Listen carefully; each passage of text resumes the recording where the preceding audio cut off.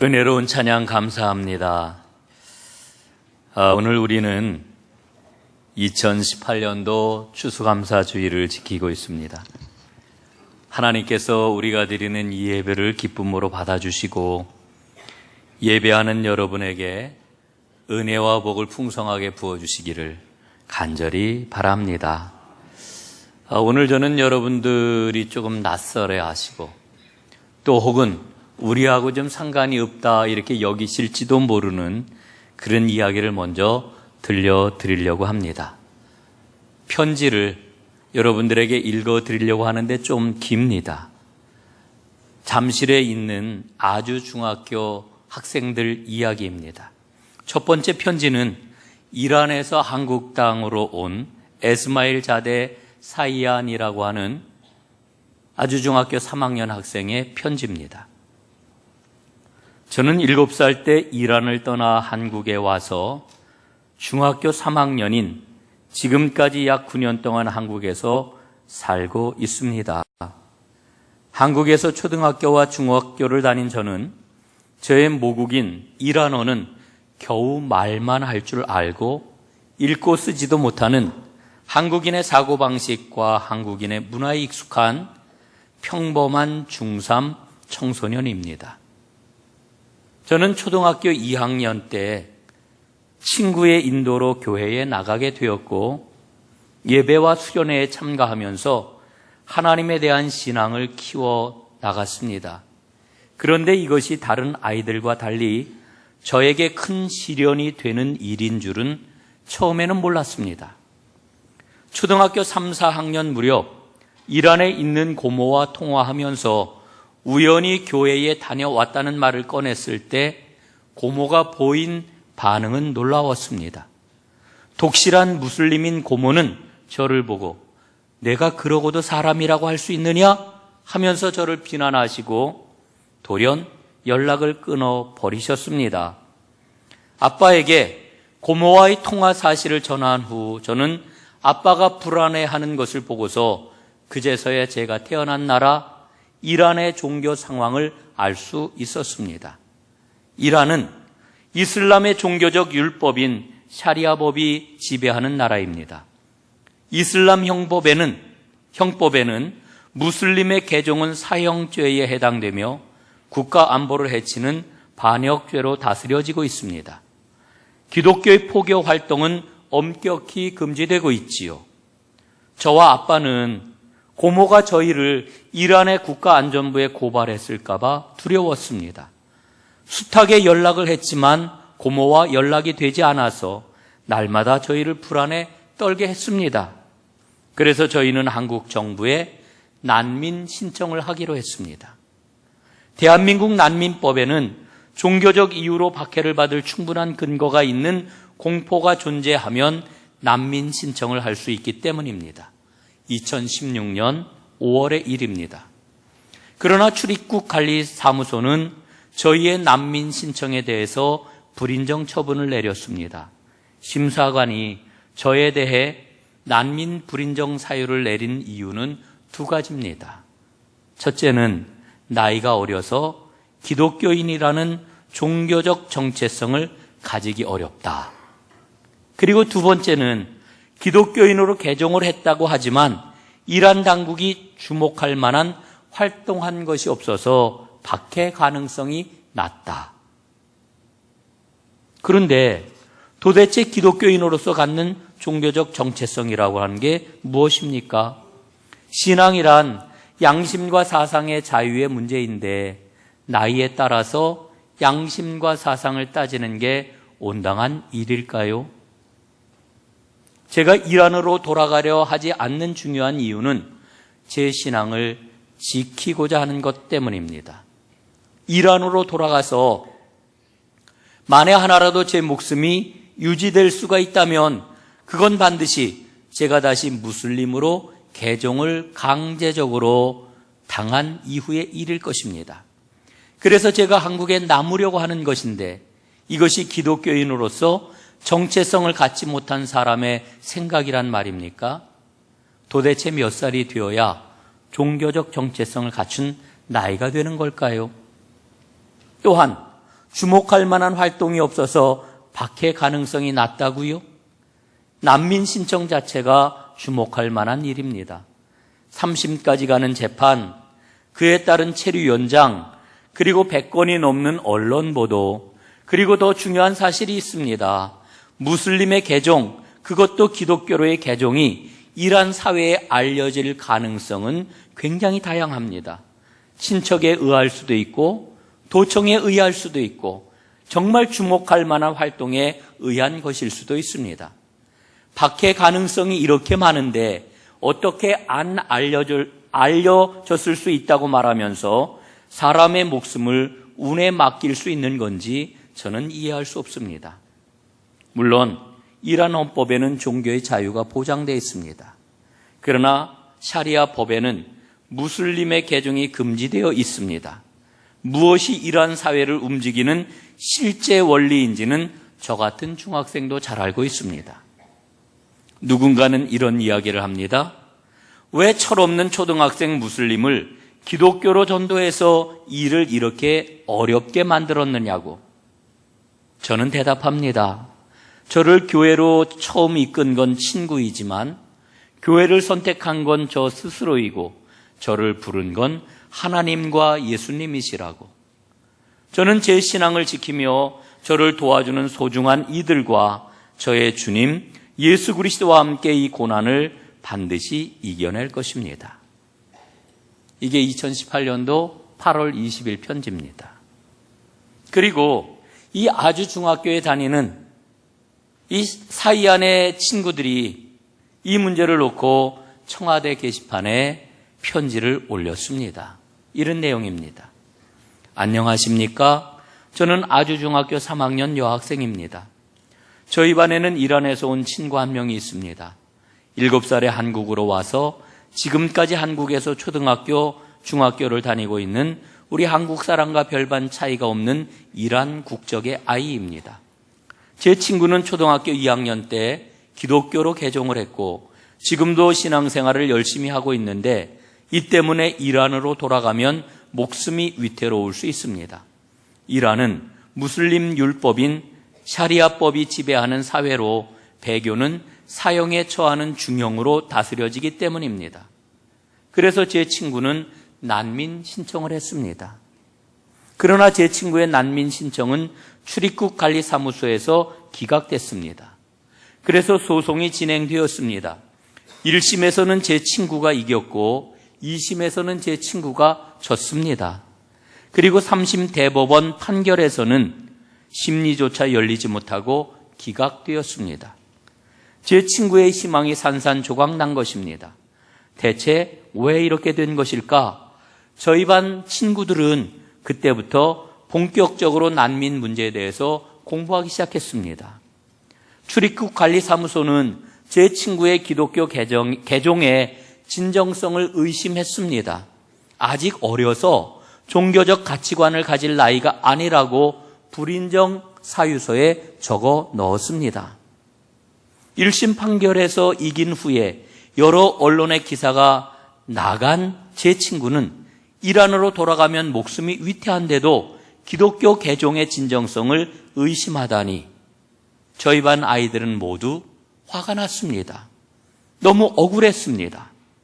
이란으로 가면 어디로 가는지 모르게 소리 소문 없이 사라진다는 기독교의 개종자들, 풀이 죽어있는 친구를 보며 너무 가슴이 아팠고 아무것도 할 수 없는 우리의 처지가 너무 암울했습니다. 그런데 한 줄기 빛이 찾아들었습니다. 선생님께서 마지막 방법으로 난민 지위 재신청이라는 것을 할 수 있다고 하셨기 때문입니다. 지푸라기라도 잡고 싶었던 저희에겐 하늘에서 내려온 동화줄 같은 일이었습니다. 그래서 저희는 이번만큼은 공정하게 편견 없이 제 친구가 심사받기를 바라고 있습니다. 이제 제 친구는 신분증도 빼앗기고 출국 날짜만 기다리고 있습니다. 글을 쓰는 지금도 친구가 떠나는 날을 생각하면 눈물이 쏟아지고 가슴이 떨립니다.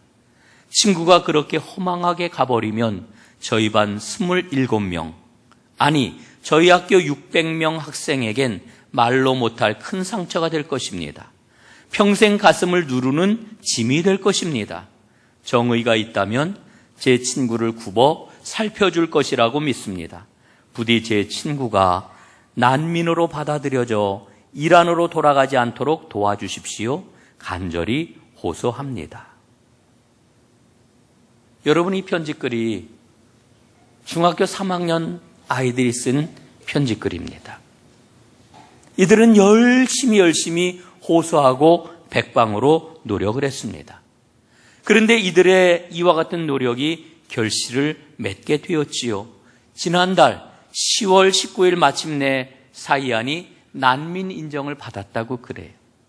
얼마나 기뻤던지 이 아주중학교 학생들은 이 소식을 듣고 너무너무 기뻐하면서 입장문을 냈습니다. 그런데 거기에 보면은 이런 글귀가 나옵니다. 이란 친구뿐만 아니라 그를 돕는 우리 학생들은 모두 잊혀지기를 원합니다. 다만 여전히 불안한 삶을 살아가고 있을 많은 사람들을 기억했으면 좋겠습니다. 여러분, 이 글귀를 읽는데 제 가슴이 찡하더라고요. 얼마나 가슴을 울리는 아름다운 이야기입니까? 중학교 3학년이면 우리는 생각을 하기를, 오늘 이 자리에 우리 중학생 친구들도 많이 있습니다마는 어른들은 참 어리다고 생각하잖아요. 그런데 이들이 친구를 위하여 마음을 다하고 어떻게 해서든지 우리 친구를 안전하게 보호해야 한다고, 반드시 한국에서 살게 해야 된다고 온 정성을 다하여 백방으로 노력을 했고 도움을 청하여서 마침내 결실을 맺은 거지요. 그런데 그간의 그런 그 상황들을 쭉 이야기하는 것을 제가 살펴보면서 이 친구를 도우려고 하는 학생들을 향하여서 대부분의 어른들은 이런 이야기를 했다는 것을 알게 되었습니다. 너희들 마음은 알지만 너희는 아직 세상을 모른다. 너희들의 뜨거운 열정은 알지만 너희는 아직 순진하다. 이런 이야기였습니다. 그러면서 어른들은 세상의 냉혹함을 이야기를 했고 우리가 살아가는 현실을 이야기했고 그것을 아이들에게 가르치려고 했습니다. 그러면서 아이들에게 요구한 것은 너희의 순진함을 버려라. 이걸 요구했던 겁니다. 그러나 여러분, 결과적으로 어른들의 이와 같은 시도는 실패를 했고 아이들은 그 순진함을 가지고 마침내 열매를 거두게 되었던 겁니다. 여러분, 오늘 저는 바로 이 지점에서 추수감사주의를 맞는 우리의 신앙을 깊이 살펴보려고 합니다. 여러분, 오늘 본문을 한번 보시지요. 레위기 19장 9절로 10절입니다. 한번 함께 읽어보도록 하겠습니다. 잘 보이시는지 모르겠어요. 함께 읽습니다. 시작. 너희가 너희의 땅에서 곡식을 거둘 때에 너는 반 모퉁이까지 다 거두지 말고 내 떨어진 이삭도 줍지 말며 내 포도원의 열매를 다 따지 말며 내 포도원에 떨어진 열매도 줍지 말고 가난한 사람과 거류민을 위하여 버려두라. 나는 너희의 하나님 여호와이니라. 아멘. 자, 여러분, 하나님께서는 가난한 사람들을 위하여 이삭을 줍지 말고 가난한 사람들을 위하여 열매를 따지 말라고 말씀을 합니다. 이 가난한 사람들에게 이것을 함께 나누는 그 사람에게 나는 너희의 하나님이 될 것이다. 이렇게 말씀을 해주고 있습니다. 이게 본문의 내용입니다. 우리는 추수감사절이 1620년 미국에 이주한 청교도들의 첫 추수로부터 시작이 되었다. 잘 알고 있습니다. 여러분, 미국 땅에서 첫 추수를 거두고 감사를 했던 청교도들의 감사의 내용은 과연 무엇이었을까요? 우리는 추수를 하고 많은 수확을 거둔 것을 보고 이야, 우리에게 이렇게 풍성함이 있구나, 이래서 감사했다고 이렇게 쉽게 생각을 합니다. 여러분, 많은 사람들이 감사라고 하는 것은 나에게 주어진 어떤 조건, 환경, 어떤 물질 이런 것들을 보고서 감사하는 거라고 이렇게 생각을 합니다. 여러분, 그러나 성경에서 우리에게 일러주고 있는 감사는 다릅니다. 진정한 감사는 그럼에도 불구하고의 감사입니다. 진정한 감사는 그리 아니하실지라도의 감사입니다. 여러분, 다시 말씀을 드리면은 진정한 감사는 나를 있게 한 것에 대한 감사입니다. 생명을 구원하시고 그리고 나를 있게 하신 그분에 대해서 감사를 하는 거지요. 여러분, 우리나라 구약 신학계에서 큰 족적을 남긴 김정준 박사라고 하는 분이 계셨습니다. 이 김정준 박사님이 청년 시절에 미국으로 유학을 가려고 모든 준비를 다 갖추었습니다. 그런데 어느 날 기침을 하는데 피가 막 쏟아지는 거예요. 병원에 가봤더니 폐병, 옛날엔 폐병이라고 그랬죠. 중증 결핵에 걸린 겁니다. 치료할 길이 없다는 거예요. 당신 살아날지 죽을지 모르겠다고 하는 진단을 받았습니다. 그래서 그는 깊은 절망에 빠져 마산 결핵 요양원으로 들어가게 됩니다. 그때 들어갈 때 그 심정이 어떠했을까요? 그런데 이 요양원에서 지내면서 깊은 하나님 체험을 합니다. 하나님의 은혜가 무엇인지를 이제까지 신앙생활을 해오면서 체험하지 못하였던 그런 깊은 은혜의 체험을 합니다. 여러분, 그런데 그 은혜의 체험을 했다고 병이 나은 게 아니에요. 병은 그대로 있어요. 그런데 이렇게 하나님의 은혜를 깊이 체험하고 났더니 모든 게 다 변했습니다. 너무너무 감사한 겁니다. 내일 내가 죽는다고 해도 전혀 마음에 두려움이 없는 겁니다. 아침에 일어나는 게 감사해요. 밥을 먹는 게 감사해요. 침대에서 일어나 걷는 게 감사해요. 햇볕을 받으려고 운동장으로 나가는 게 감사해요. 요양원 복도를 걸어가면서 사람들과 마주치며 인사하는 게 감사해요. 대화를 나눌 수 있는 게 감사해요. 이렇게 감사하는 거라는 그 마음이 들게 되니까 감사가 넘쳐나게 되자 사람들이 이 김정준의 이야기에 귀를 기울이는 것이었습니다. 그래서 그는 감사한 마음으로 하나님의 말씀을 전하기 시작을 했습니다. 그렇게 하루하루를 지내다가 어느 날 자신도 알지 못하는 순간에 혈액이 다 나은 것을 알게 되었습니다. 기적이지요. 그는 아주 건강한 사람이 되어가지고 마산 결핵 요양원에서 나왔습니다. 여러분, 이게 아주 유명한 김정준 박사님의 간증입니다. 여러분, 처음 청교도들의 감사는 이 혹독한 환경 가운데서도 우리가 살아남았구나, 하나님이 우리를 살려주셨구나, 여기에 대한 감사였습니다. 여러분, 하나님께서 이스라엘 백성에게 절기를 주신 이유가 뭘까요? 신명기 16장 말씀에 보면은 수확물에 대한 감사보다도 하나님께서 그들을 애굽의 종살이에서 구하신 것에 대한 감사가 핵심이라고 하는 것을 일러주고 있습니다. 구원과 해방이 감사의 근원적인 이유라고 하는 것이지요. 여러분, 우리는 모두 다 예수 그리스도의 십자가 죽음과 부활을 통해서 구원을 얻었습니다. 이 은혜에 대한 감사가 기본 감사예요. 여기에다가 물질을 주신 하나님, 모든 여건을 허락하신 하나님, 그 감사가 더하여질 때에 여러분, 추수감사절을 맞는 우리의 감사는 더욱더 풍성하게 될 줄로 믿습니다. 여러분, 신명기 16장 14절에 보면은 절기에 대해서 명령을 하십니다.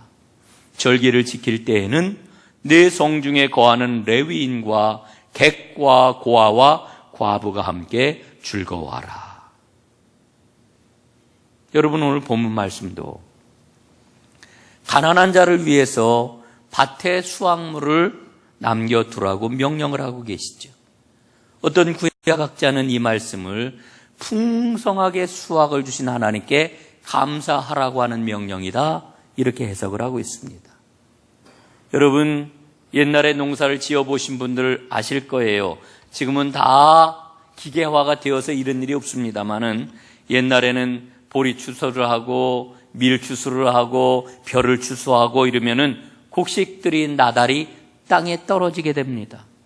그렇게 떨어진 이삭들을 다시 주워 모으면은요, 그 양이 굉장합니다. 그런데 하나님께서는 그렇게 떨어진 이삭을 줍지 말라는 거예요.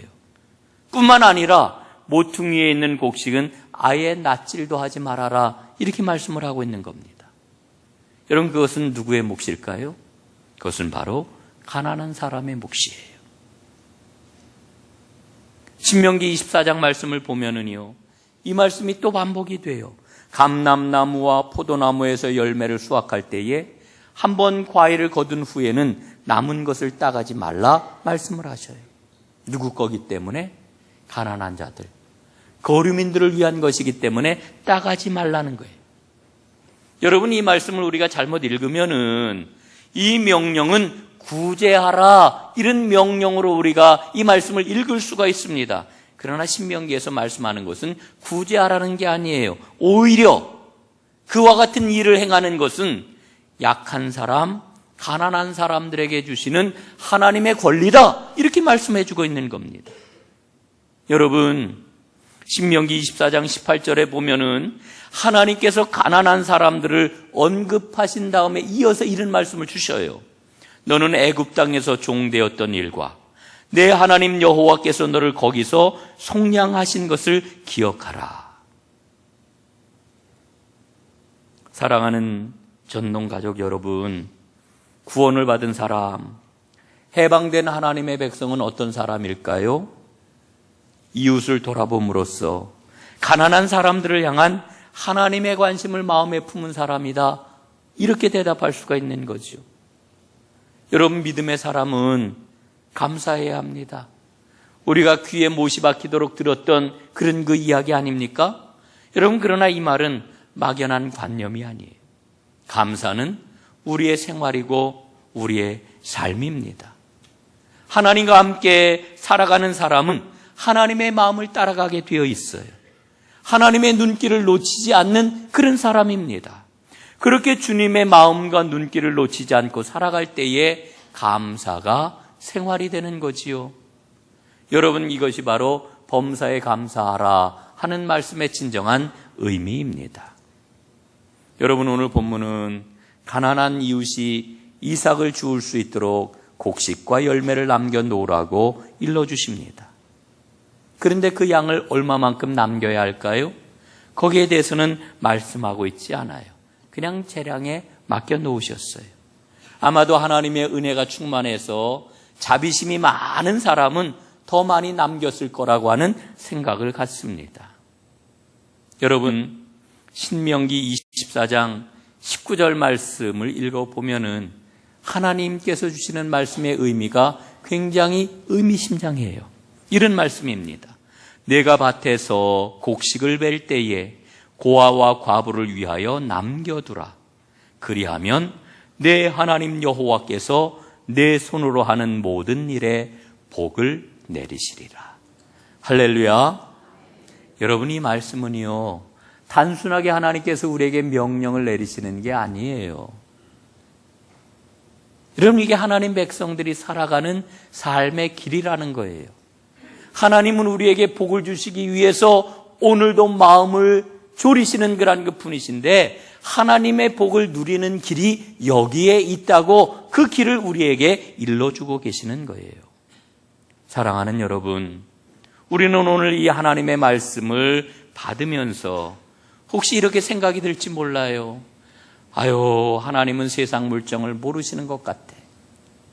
하나님은 너무 순진하셔. 세상이 어떻게 움직이는데 그렇게 살면 어떻게 세상을 살아가라고 이렇게 말씀을 하시는 걸까? 하나님의 말씀은 순진해. 여러분, 이런 생각이 혹시 우리에게 들지 몰라요. 그래서 저는 오늘 서두에 여러분들에게 말씀을 드렸던 아주 중학교 아이들의 모습을 두고두고 제 마음에 잊지 않도록 새기려고 합니다. 수많은 어른들이 그랬잖아요. 아직 너희들은 어려서 잘 몰라서 그러는데 너희들 참 순진하기도 하다. 여러분, 저도 그런 어른의 일원이 되지 않도록 하기 위해서는 이 아이들을 잊지 말아야 되겠다. 아이들의 그 순진한 마음을 나도 마음에 새겨야 되겠다. 저는 이런 생각이 듭니다.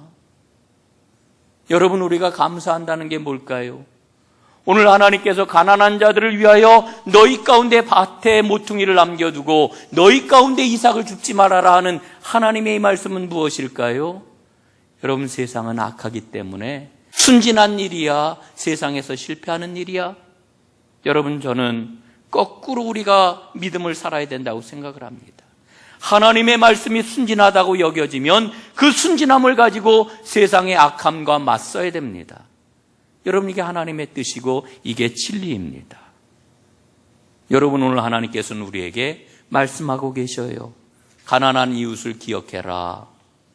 나그네를 잊지 말아라. 그들을 위하여 밥 모퉁이에 이삭을 남겨놓아라.